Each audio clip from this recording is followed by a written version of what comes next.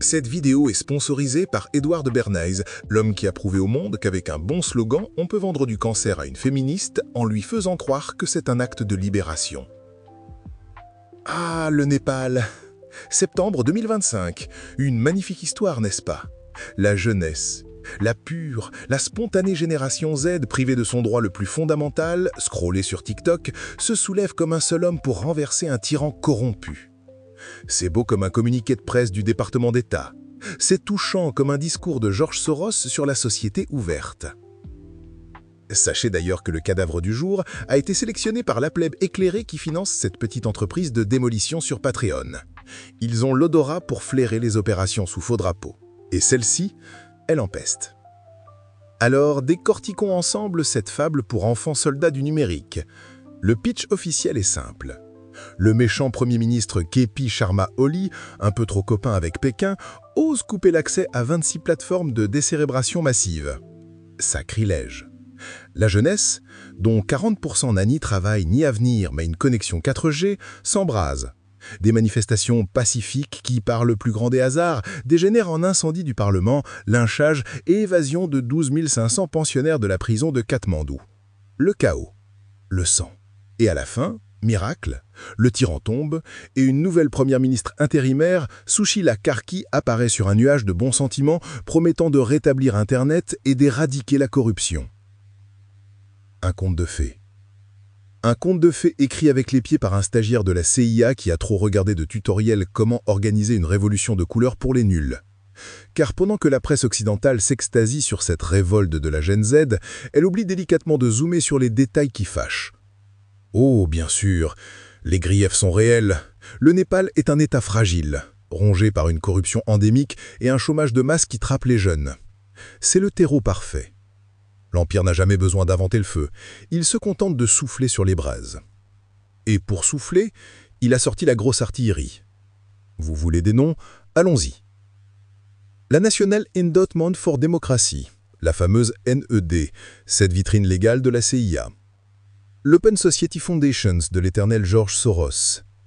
Ces deux charmantes officines de la déstabilisation ont arrosé de dollars pas moins de 22 organisations népalaises, organisations qui, quelle coïncidence, ont toutes signé l'appel à la révolte le 4 septembre.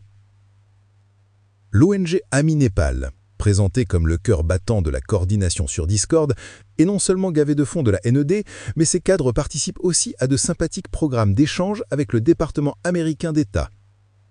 On appelle ça une feuille de route, pas une révolution. Et pourquoi maintenant? Pourquoi le Népal? Regardez une carte. Le Népal est un coin enfoncé entre deux géants, l'Inde et la Chine. Et le Premier ministre déchu Oli avait omis le crime de lèse-majesté. Il avait signé pour rejoindre les nouvelles routes de la soie, la Belt and Road Initiative de Pékin. Des routes, des barrages, de l'énergie. Bref, une tentative de sortir de l'enclavement et de la dépendance. Une hérésie pour Washington, qui voit la Chine tisser sa toile. Une angoisse pour New Delhi, qui craint d'être contournée. Ce n'est donc pas une révolte pour le droit à Instagram, c'est une opération hybride. Une contre-attaque de l'Empire pour installer un régime carpet à Katmandou. Un régime qui fera barrage à la Chine et qui, accessoirement, servira de nouveau foyer d'instabilité aux portes du Tibet. Un régime qui radicalisera le nationalisme hindou pour mettre la pression sur l'Inde de Modi, jugée pas assez docile, trop portée sur les BRICS, trop proche de Moscou et Pékin sur les dossiers importants. L'Occident joue une partie de Go, et il nous la vend comme une partie de chat perché. Ils ont viré le modéré Imran Khan au Pakistan pour y installer le chaos.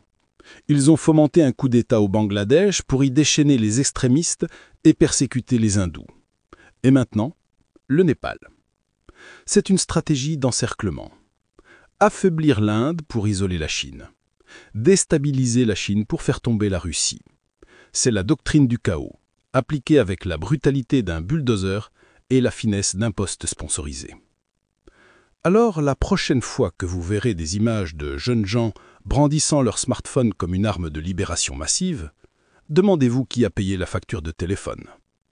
Demandez-vous à qui profite le crime. Car dans ce grand théâtre géopolitique, Il n'y a pas de révolution spontanée. Il n'y a que des marionnettes et des marionnettistes. Et la génération Z du Népal vient de découvrir dans le sang et les flammes que ses rêves de liberté n'étaient que le décor d'une pièce qui la dépasse, et qui pourrait bien tous nous anéantir.